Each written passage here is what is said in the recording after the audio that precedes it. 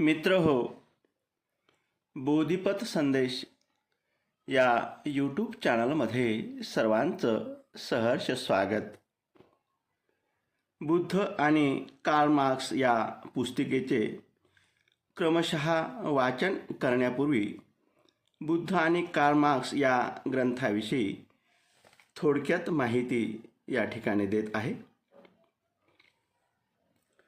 Doctor Babasaheb आंबेडकरांनी 15 मार्च 1956 या तारखेला बुद्ध आणि त्यांचा धम्म या ग्रंथासाठी जी प्रस्तावना लिहिली होती त्यात अप्रकाशित ग्रंथाच्या शेवटच्या पॅरामध्ये नमूद केले आहे की बुद्धाच्या धम्माचा अभ्यास करावयास आवश्यक 3 पुस्तकाच्या संचातील बुद्ध आणि त्यांचा धम्म हे पुस्तक होय.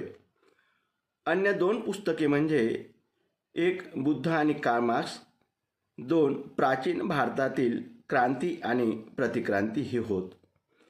ती अनेक भागात लिहिल्या गेली आहेत. ती लवकरात लवकर प्रसिद्ध होतील अशी मी आशा करतो.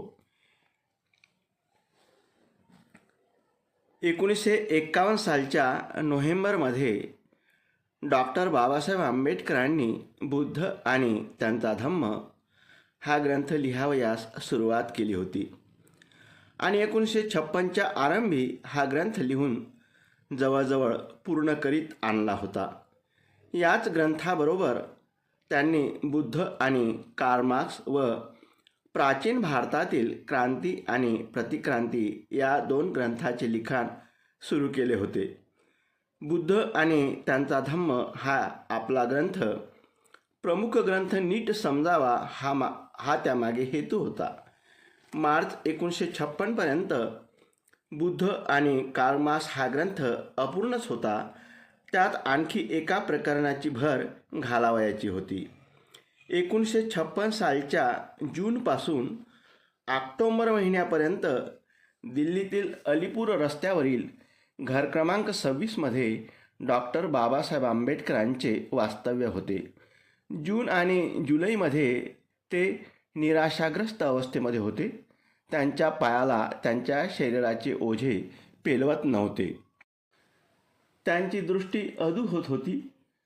आधाराशिवाय त्यांना हिंडता फिरता येत नव्हते.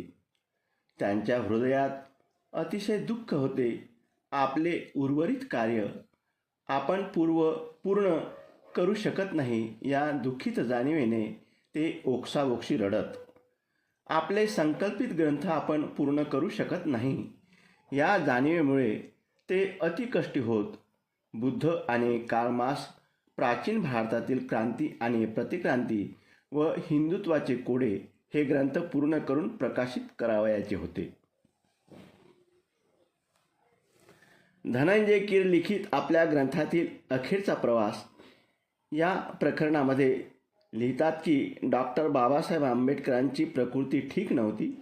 तरी त्यांच्या सानिध्यातील मंडळींनी मोठ्या उत्साहाने डॉक्टर बाबासाहेबांना नेपाळमधील काठमांडू येथे 20 नोव्हेंबर 1956ला भरणाऱ्या जागतिक बौद्ध मातृसंघाच्या परिषदेमध्ये उपस्थित राहावे अशी खटपट आणि व्यवस्था केली होती. डॉक्टर बाबासाहेब आंबेडकरांच्या नेपाळमधील वास्तव्यांची सर्व व्यवस्था एम ज्योती नावाच्या कलकत्त्यातील गृहस्थाकडे करण्यात आली होती. डॉक्टर बाबासाहेब आंबेडकरांची प्रकृतीची काळजी घेणारे, स्वास्थ्यरक्षणांची व्यवस्था पाहणारे मुंबईचे डॉक्टर माधवराव मालवणकर यांना डॉक्टर बाबासाहेब आंबेडकरांच्या सोबत नेपाळमध्ये जाण्यासाठी खास पाचारण करण्यात आले होते. प्रवासात वेळ सापडला तर अपूर्ण राहिलेले लिखाण पूर्ण करावे अशा हेतूने आपली हस्तलिखिते डॉक्टर बाबासाहेबांनी आपल्याबरोबर घेण्याची व्यवस्था केली होती. यामध्ये बुद्ध आणि कार्ल मार्क्स या ग्रंथाचाही समावेश होता. अशा अथक परिश्रमातून 3 डिसेंबर 1956 रोजी बुद्ध आणि कार्ल मार्क्स हा ग्रंथ लिहून पूर्ण झाला होता.